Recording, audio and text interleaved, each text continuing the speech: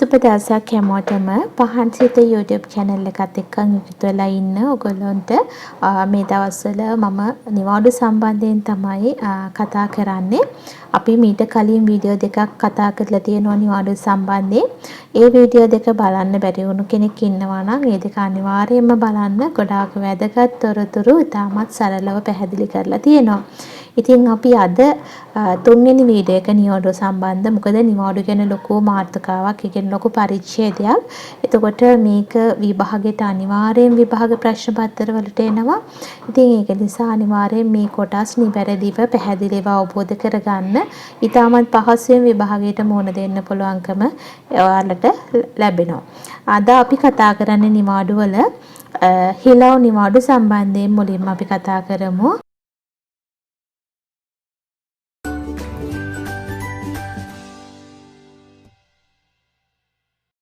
එනම් ප්‍රශ්න මේ විදිහට ලියා ගන්න.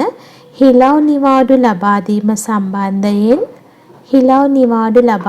සම්බන්ධයෙන් ආයතන සංග්‍රහයේ විධිවිධාන කවරේද? ආයතන සංග්‍රහයේ විධිවිධාන කවරේද? හිලව් නිවාඩුවක් කියන්නේ මොකක්ද? මුලින්ම අපි ඒක ගැන පොඩ්ඩක් කතා කරමු.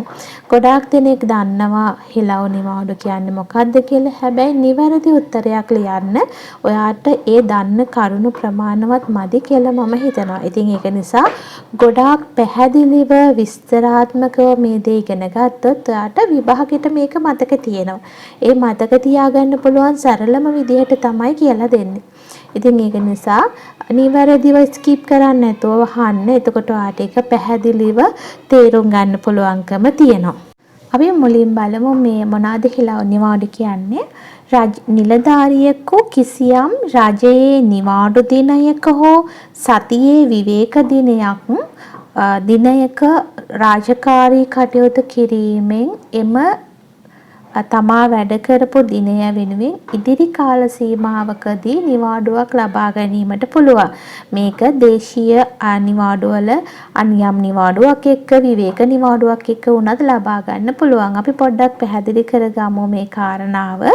ඒ කියන්නේ අපි වැඩ කරන දිනයක හැර රජයේ නිවාඩු දිනයක හරි නැත්නම් සතියේ විවේක දිනයක්, ඒ කියන්නේ සෙනසුරාදා දිනයක වැඩ කරලා පුළුවන් අපිට ඒ වෙනුවට වැඩ කරන දිනයක නිවාඩුවක් ලබා ගන්න. ඉතින් මේ සඳහා අපි සාමාන්‍යයෙන් හිලව් නිවාඩුව ගන්න දවසේ, කියන්නේ රජයේ නිවාඩු දවසක් විවේක දිනයක්නේ. එතකොට මේ වෙනුවෙන් ඒ කියන්නේ අත්‍යවශ්‍ය කාරණාවකට ඒ කියන්නේ දෙපාර්තමේන්තු ප්‍රධානියාගේ අභිමතය පරිදි ඒ දිනයට ඒ කාර්යය ඉටු කිරීමට අවශ්‍යතාවය මත තමයි අපි ඒ වගේ වැඩ කරන්නේ. ගොඩාක් දෙනෙක් හිතනවා මේ හිලව් නිවාඩු එක ඒ වර්ෂයෙන් අවසන් වෙනවා කියලා. එහෙම නෙමෙයි. තමා වැඩ කරපු දිනේ ඉඳන් වර්ෂයක් ඇතුළත ඒ නිවාඩුව ලබා ගන්න ඕන. ඒ කියන්නේ ඔයා රජයේ නිවාඩු දිනයක හරි විවේක දිනයක හරි වැඩ කරලා ඒ වැඩ කරපු දිනේ වෙනුවෙන් ඒ වැඩ කරපු දිනේට ඔයාට මේ අතිකාල ලබා ගන්න නිවාඩු දින වැටුපේම ලබා ගන්න බෑ. එහෙම නැතුව ඔයා තීරණය කරනවා ඒ හදිසි අවස්ථාවයක්, රාජකාරී හදිසි අවස්ථාවක් කරන්න අවශ්‍ය වෙලාවට තමයි අපි මේ විදිහට අමතරව අපි වැඩ කරන්න ඕනේ. ඒක ඒ නිවාඩුව එතකොට නිලධාරියාගේ නිවාඩු වලින් අඩු කරන්නේ නැහැ. ඒ කියන්නේ වැඩ කරපු දිනේ වෙනුවෙන් තමයි අපි යාට අවශ්‍ය දවසට ඒ නිවාඩුව ගන්නෙ. ඒ ගන්න නිවාඩුව පුළුවන් සාමාන්‍යයෙන් විවේක නිවාඩුවක් එක්ක, එහෙම නැත්නම් අනියම් හෝ විවේක නිවාඩුවක් එක්ක ගන්න පුළුවන්. ඒ කියන්නේ අනියම් නිවාඩුවකුත් එක්ක ඔයාට හිලව් නිවාඩුව ගන්න පුළුවන්. විවේක නිවාඩුවකුත් එක්ක ඔයාට හිලව් නිවාඩුව ගන්න පුළුවන්. හිලව් නිවාඩුව ගන්න පුළුවන් කාල සීමාව තමයි නිලධාරියා වැඩ කරපු දිනේ ඉඳන් වසරක් ඇතුළත. කියන පැහැදිලි ඇති. ඒ වර්ෂයෙන් මේ පවත්න වර්ෂයෙන් ඒක අවශ්‍ය වෙන්නේ නැහැ. නිලධාරියා වැඩ කරලා තියෙනවා නම් නොවැම්බර් මාසේ පළවෙනිදා ඊළඟ 2025 නොවැම්බර් පළවෙනිදා වැඩ කරපු කෙනෙකුට 2026 නොවැම්බර් පළවෙනිදා වෙනකම් කාල සීමාව ඇතුළත ඒ හිලව් නිවාඩුව ලබා ගන්න පුළුවන්. ඒකේ කිසිම ගැටලුවක් නැහැ. එතකොට නිලධාරියාගේ නිවාඩු වලින් ඒ දිනය අඩු කරන්නේ නැහැ. එතකොට මේකෙදි තව දැනගන්න අවශ්‍ය දෙයක් තියෙනවා. සාමාන්‍යයෙන් මේකේ කැටිසටහනක් වගේ ලියන්න ආවොත් ඔයාලට මේ කරුණ ගොඩාක් වැදගත් වෙනවා. එතකොට මම කියවන්නේ නිලධාරියා වැඩ කරපු දිනේ ඉඳන් ඉදිරියට අවුරුද්දක් ඇතුළත ඒ නිවාඩුව ලබා ගන්න ඕන. නැත්නම් ඒ නිවාඩුව ඕසි වෙනවා.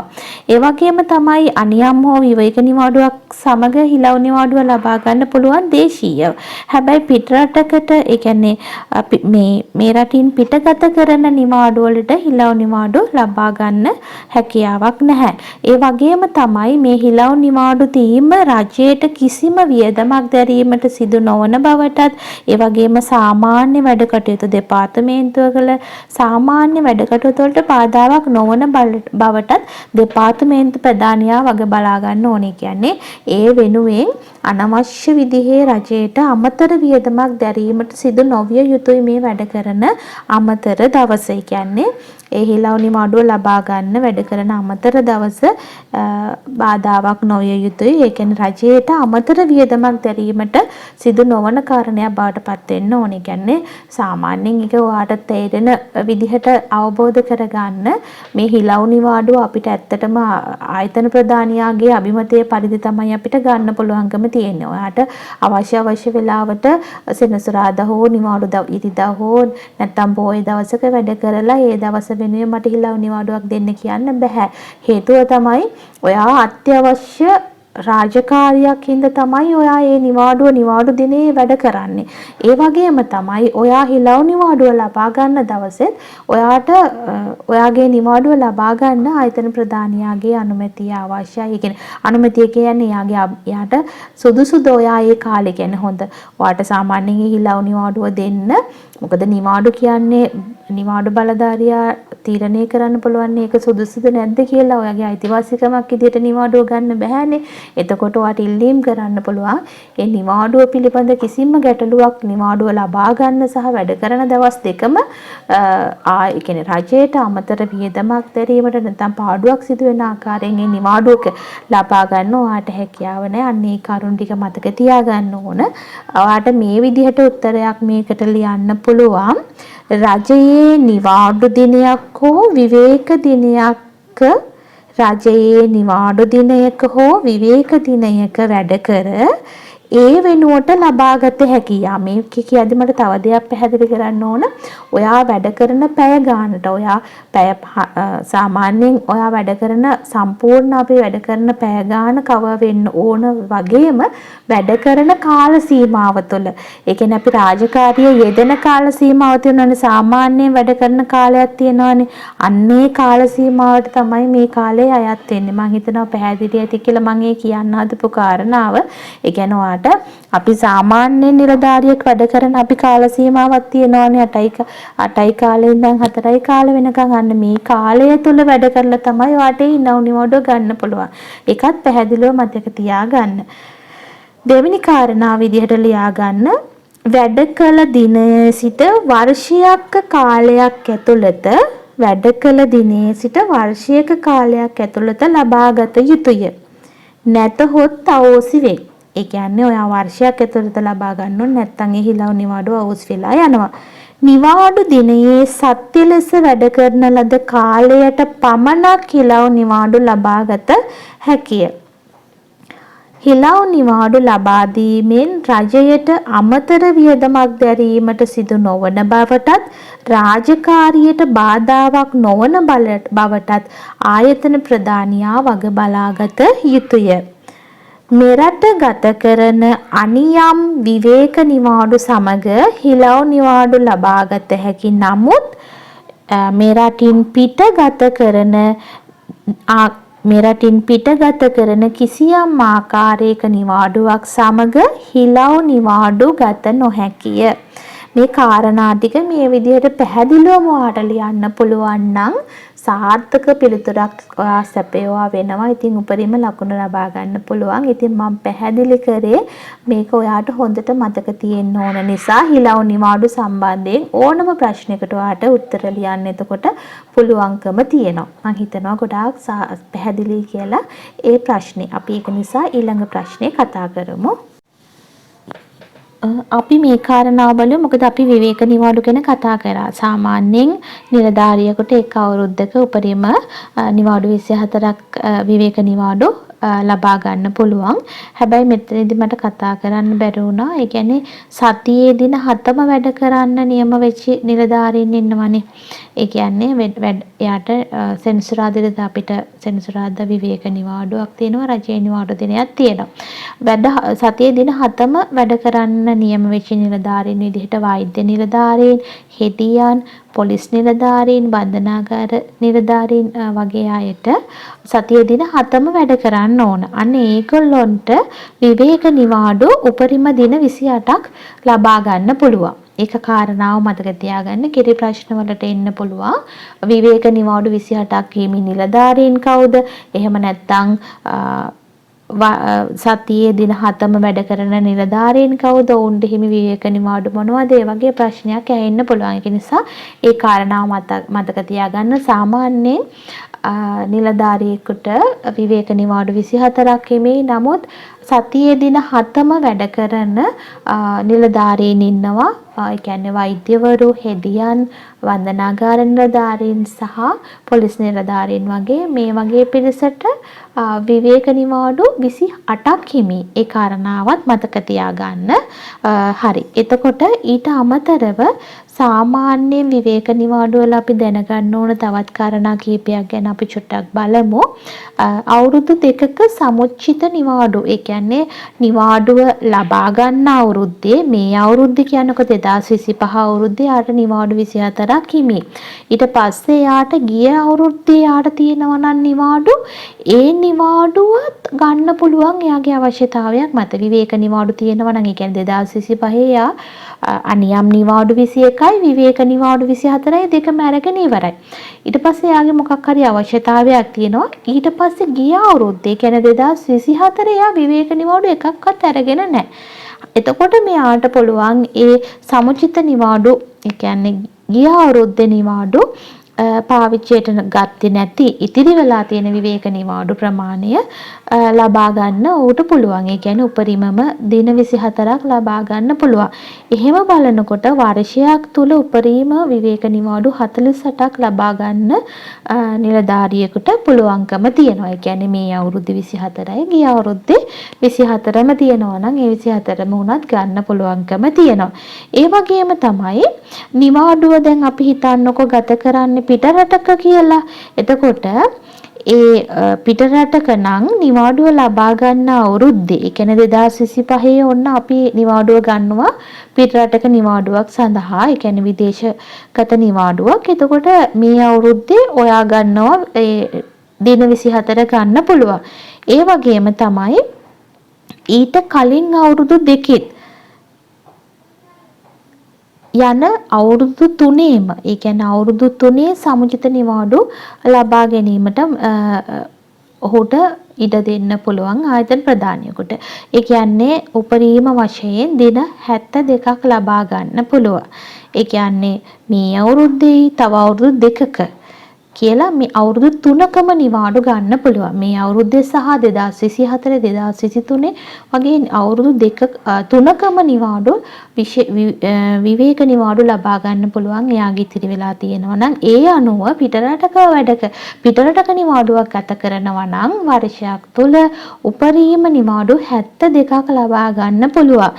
ඉතින් මම මේ කාරණාත් කිව්වේ ඔයාට කලින් මම විවේක නිවාඩු ගැන කතා කරලා තියෙනවා. හැබැයි මේ කොටසත් සාමාන්‍යයෙන් ඔයාට දැනගන්න ඕනකම තියෙනවා. ඉතින් ඒක නිසා ප්‍රශ්න වලට ඇහුනොත් උපරිම විදේශ නිවාඩුවක් ගත කරන කෙනෙකුට උපරිම ලබාගත හැකි විවේක නිවාඩු ගණන කොපමණද කියලා ඇහුවොත් ඒක නිසා මේ ප්‍රශ්නේ වැදගත් වෙනවා. මෙරට නිවාඩුවක් ගත කරන කෙනෙකුට උපරිම විවේක නිවාඩු කොපමණ ප්‍රමාණයක් ලබාගත හැකිද?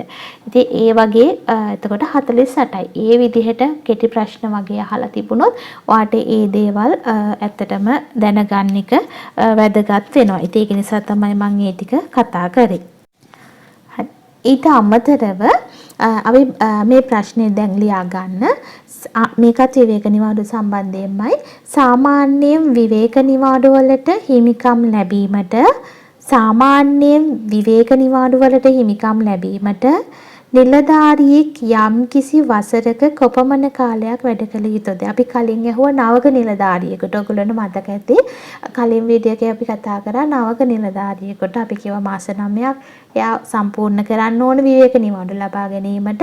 මෙතනදී අහන්නේ ඕනෑම නිලධාරියෙකුට ඒ කියන්නේ නවක නිලධාරියෙක් නොවන අනිත් නිලධාරීන් ඕනෑම කෙනෙකුට විවේක නිවාඩු ලබා ගැනීමට එයා වර්ෂය තුල කොච්චර කාලයක් වැඩ කරන්න ඕනද කියලා.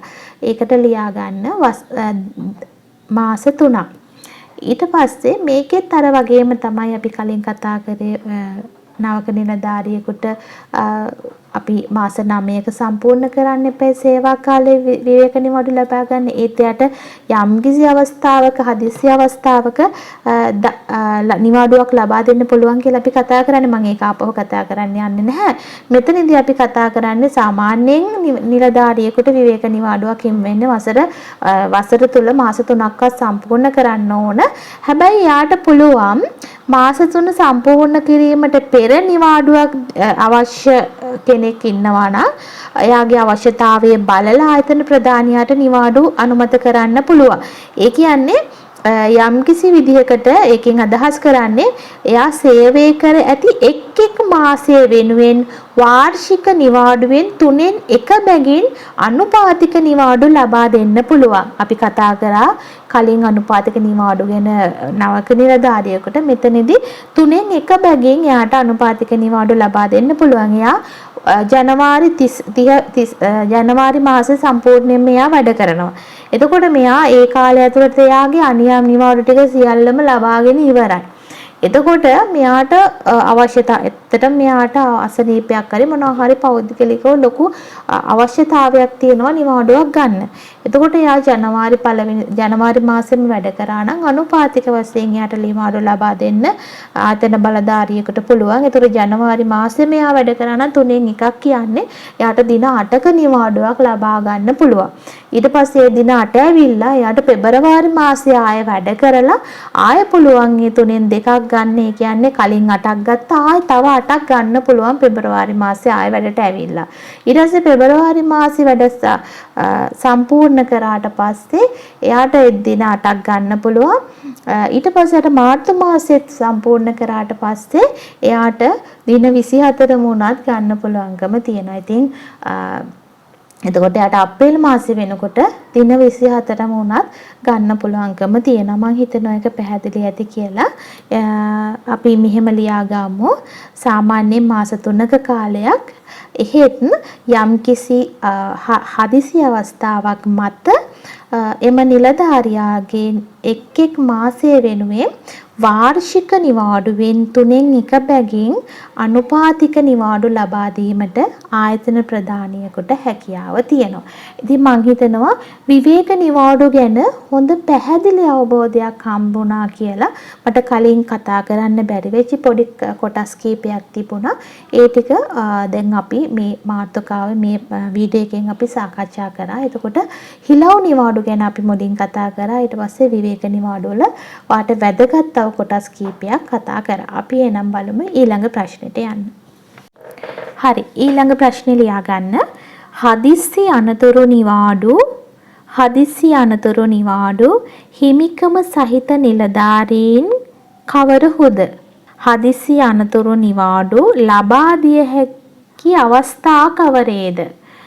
හරි, එතකොට හදිසි අනතුරු නිවාඩු ගැන දැනගන්න එක ගොඩාක් වැදගත්. එතකොට ඔයාට විභාගෙදී අහන්න පුළුවන් හැම කොටසක්ම හදිසි අනතුරු නිවාඩු වල මෙතනදී කතා කරමු.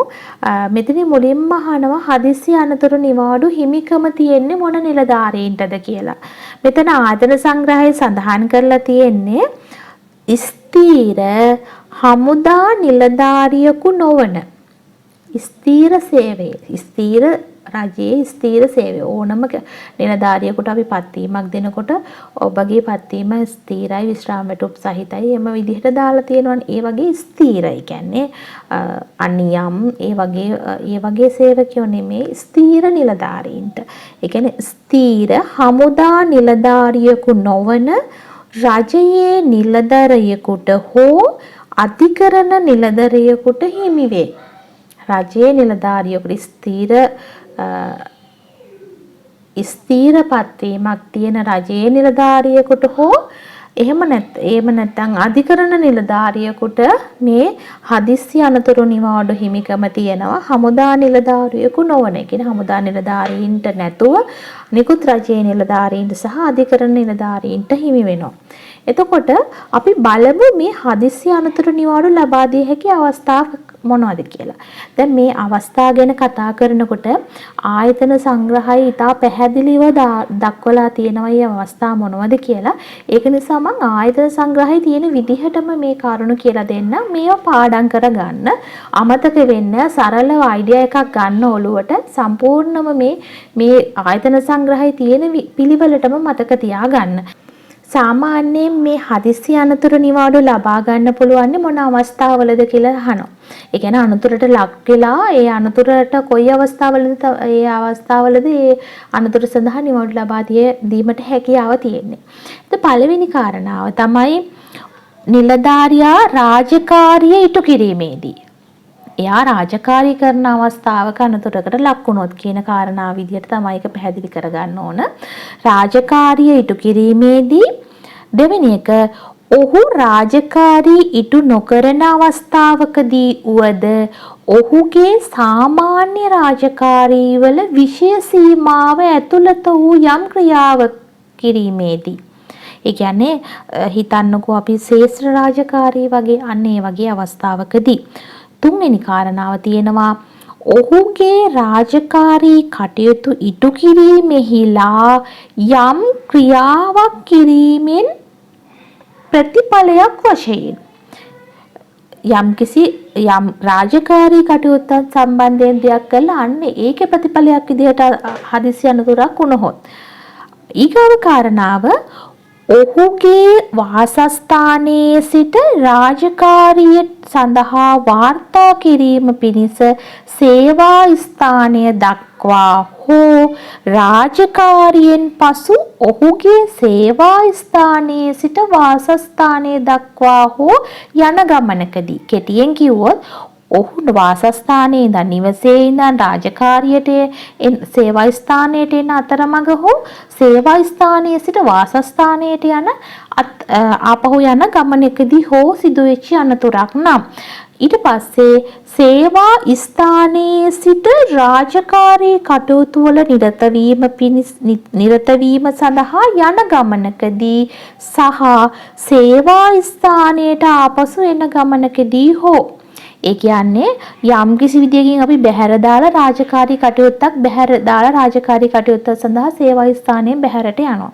ඒ යන අවස්ථාවේදී හෝ ඒ රාජකාරී කටයුත්ත ඉටු කරලා ආපහු සේවා ස්ථානෙට එන අවස්ථාවේදී හෝ මෙන්න මේක අවස්ථාවන් වල හදිස්සි අනතුරකට ලක් වුණොත් හැබැයි මෙන්න මේ විදිහට පොඩි සීමාකමකුත් දාලා තියෙනවා.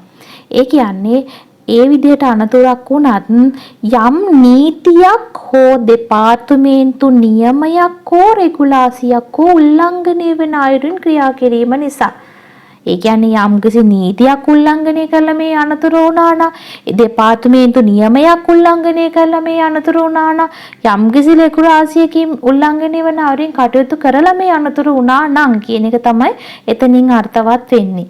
හෝ නිලධාරියාගේ නොසැලකිලිමත් භාවය නිසා නොවේ නම් පමණක් මේ හදිසි අනතුරු නිවාඩු ලබා දෙන්න පුළුවන්කම තියෙනවා. ඉතින් මේ විදිහට උදින් අපි කතින් කතා කරපු විදිහට එවැනි අවස්ථාවන් වල සිදුවෙච්ච අනතුරක් මත ඒ තුවාලයේ ඇතිවෙච්ච තුවාලයක් වලින් ඒ අනතුරේ ස්වභාවය ගැන බලලා වෛද්‍ය මණ්ඩලයේ නිර්දේශයේ අනුව අදාළ අමාත්‍යාංශයේ ලේකම්ට මේ වසරක් දක්වා වැටුප් සහිත නිවාඩු ලබා දෙන්න පුළුවන්. උපරිම වශයෙන් වසරක වැටුප් සහිත නිවාඩුවක් ලබා දෙන්න පුළුවන් මෙඩිකල් බෝඩ් එකකින් නිර්දේශය අනුව. ඒ කියන්නේ අමාත්‍යාංශ ලේකම්ට ඒ බලය ලබා දීලා තියෙනවා. ඉන් පසුත් යාට අවශ්‍ය නම් මාස 6ක් දක්වා අඩ වැටුප් නිවාඩු අනුමත කළ හැකිය. තවදුරටත් එයාගේ අසනීප තත්ත්වය වැඩි නම් ඒක සුව මට්ටමටපත් වෙලා නැත්නම් ඒ අවුරුද්දෙන් පස්සේ යාට පුළුවන් මාස 6ක් දක්වා අඩවැටුප් නිවාඩු අනුමත කරන්න. ඊටත් අමතරව තව කාරණයක් මෙතනදී මතක තියාගන්න. අපි මෙතනදී අවුරුද්දක් දක්වා නිවාඩුවක් අනුමත කරනවානේ. හරි. එතකොට ඒ අවුරුද්දෙන් පස්සේ නිලධාරියාට පුළුවන්කම තියෙනවා තමාට හිමි ඉක්ුත් නිවාඩු ලබා ගැනීමටත් අවසරයක් තියෙනවා. අපි ඉක්ුත් නිවාඩු ගැන වෙනමම මාතෘකාවක් යටතේ කියන වෙනමම ප්‍රශ්නයක් යටතේ කතා කරමු. ඒක ගොඩක් අපි පැහැදිලි කරගන්න ඕන. ඒක නිසා මෙතනදී කාරණාවක් විදිහට මේක මතක තියාගන්න. අවුරුද්ද නිවාඩුවෙන් පස්සේ එයාට අවශ්‍ය නම් එයාට පුළුවන් ඉක්ුත් නිවාඩු ලබා ගන්න. ඉතින් ඒක නිසා මේ කිසිම අවස්ථාවකදී මේ හදිසි අනතුරු නිවාඩුවක් නිලධාරියාගේ සාමාන්‍ය නිවාඩු වලින් අඩු නොකළ යුතුයි. මේ කාරණා තමයි අපි හදිසි අනතුරු නිවාඩු සම්බන්ධයෙන් දැනගන්න ඕන. ඉතින් මං හිතනවාට හොඳට පැහැදිලි ඇති කියලා මොන අවස්ථාවලද අපි මේ හදිසි අනතුරකට ලක් වුණොත් අපි මේක දෙන්නේ කියලා. මෙන්න මේ වගේ අවස්ථාවල තමයි ඔයාගේ පුද්ගලික ලිපිනය, ඒ වගේම වර්තමානයේ ඔයා తాවකාලිකව පදිංචි වෙලා ඉන්න ලිපිනය දෙනවා නම් ඉතාමත් වැදගත් වෙන්නේ. එතකොට ඔයාගේ සේවා ස්ථානයේ ඉඳන් එනකොට මේ අනතුරක් වුණොත් අන්න ඒ වගේ අවස්ථාවකදී ඔයාගේ ඒ කියන්නේ අපි හිතමුකෝ ඔයා తాවකාලිකව කොහේ හරි බෝඩ් වෙලා ඉන්නවා කියලා. හැබැයි ඔයා ස්ථීර ලිපිනයේ විදිහට දීලා තියෙන්නේ ඔයාගේ පර්සනල් ෆයිල් එකේ තියෙන්නේ වෙන තැනක්. හැබැයි ඔයා తాවකාලික වෙන තැනක ඉන්නවා. ඒක ගැන ඔයා ලිපිනය ඒ කියන්නේ අලුතෙන් ඒ කියන්නේ తాවකාලික පදිංචිය වුණත් ඔයා ආයතනයට ලබා දෙන්න ඕන. ඒ මෙන්න මේ වගේ අවස්ථාවල් වල. ඉතින් ඒක නිසා මේ කරුණ ඔයාට පෞද්ගලිකව ඔයාගේ ජීවිතේට ඒ රාජකාරී ජීවිතේටත් ගොඩාක් වැදගත් වෙනවා. ඒ වගේම තමයි හරියට සාර්ථකව පිළිතුරක් ලියන්න පුළුවන්. ඔයාට කෙටි සටහනක් ආවත් මේ සම්බන්ධයෙන් යම්කිසි විස්තරාත්මක ප්‍රශ්නයකට උත්තර ලියන්න ආවත් ඒ වගේම හදිසි අනතුරු නිවාඩු සම්බන්ධයෙන් රචනාමය ප්‍රශ්නයක් ආවත් ඔයාට උත්තර ලියන්න පුළුවන්කම තියෙන. ඉතින් මේ දේවල් ඔයාට ගොඩාක් වැදගත් වෙනවා. මම හිතනවා ගොඩාක් සරලයි මේ කරුණු මේ විදිහටම විභාගයට ලියන්න ඒක ප්‍රමාණවත්. ඉතින් ඒක නිසා සාමාන්‍යයෙන් හදිසි අනතුරු කියන එක හොඳට මතක තියාගන්න. 12 පරිච්ඡේදයේ 9 වෙනි වගන්තිය යටතේ තියෙන්නේ. ඉතින් මේක ගැනත් මේක ඔයාට විභාගයට වගේම ගොඩක් වැදගත් වෙන නිවාඩු වර්ගයක්. ඉතින් ගොඩක් අය සමහර විට මේක ගැන හරි අවබෝධයක් ගොඩක් දෙනෙකුට නැහැ. ඉතින් එහෙනම් අපි බලමු ඊළඟ ප්‍රශ්නෙට අපි යමු. මම හිතනවා මේක ඔයාට අවබෝධ වෙන්න ඇති කියලා. මේක අමතරව විශේෂ අසනීප නිවාඩු ගැනත් අපි පොඩ්ඩක් කතා කරමු. සාමාන්‍යයෙන් යම්කිසි නිලධාරියෙක් රාජකාරිය කරමින් සිටියදී එම නිලධාරියාට යම්කිසි රෝගයක් වැළඳුනොත්, ඒ කියන්නේ අර කලින් විදිහටම ඔහුගේ ප්‍රමාද දෝෂයක් නිසා නොවන නිසා කියලා නිශ්චිතව දැනගත්තොත්, ඒ කියන්නේ රාජකාරිය කරන අතරතුරම මේ සිදුවීම වුණා නම් අන්න ඒ වගේ අවස්ථාවක රජයේ වෛද්‍ය නිලධාරියෙකු ඉදිරිපත් කරන සහතිකයක් පිට අදාළ අමාත්‍යාංශ ලේකම්ට ඒ සම්බන්ධයෙන් සෑහීමකටපත් වෙනවා නම් ඔහුට මාස 6ක් දක්වා වැටුප් සහිත නිවාඩු සහ ඊට පසු තවදුරටත් ප්‍රතිකාර ලබා ගැනීමට අවශ්‍ය නම් මාස 9ක් දක්වා අඩවැටුප් නිවාඩු අනුමත කරන්න පුළුවන්. එතකොට මේ නිවාඩුත් කිසිම අවස්ථාවක නිලධාරියාගේ සාමාන්‍ය නිවාඩු වලින් අඩු කරන්නේ නැහැ. ඉතින් මෙන්න මේ කාරණාවත් මතක තියාගන්න. එතකොට අපි අද කතා කරා මේ වීඩියෝ එකෙන් මාතෘකා කීපයක් ගැන. අපි විවේක නිවාඩු, ඒ වගේම හිලව් නිවාඩු, අසනීප නිවාඩු, හදිසි අනතුරු නිවාඩු, විශේෂ අසනීප නිවාඩු පිළිබඳව සාකච්ඡා කරා. ඉතින් හොඳට මේ වීඩියෝ එක බලලා අවබෝධ කරගන්න, ආයතන සංග්‍රහය පරිශීලනය කරන්න, නැවත බලන්න. එතකොට මේ සම්බන්ධ තොරතුරු හොඳට ඔයාලට මතක තියාගන්න පුළුවන්කම ලැබෙනවා. නිවාඩු ගැන තව මාතෘකා කීපයක් තියෙනවා. අපේ ඉදිරි වීඩියෝ හරහා අපි නිවාඩු පිළිබඳව තවත් දේවල් කතා කරමු. ඉතින් එහෙනම් මම හිතනවා මේ වීඩියෝ එක බැලුවා ඔයාට ලොකු දැනුමක් ලැබුණා.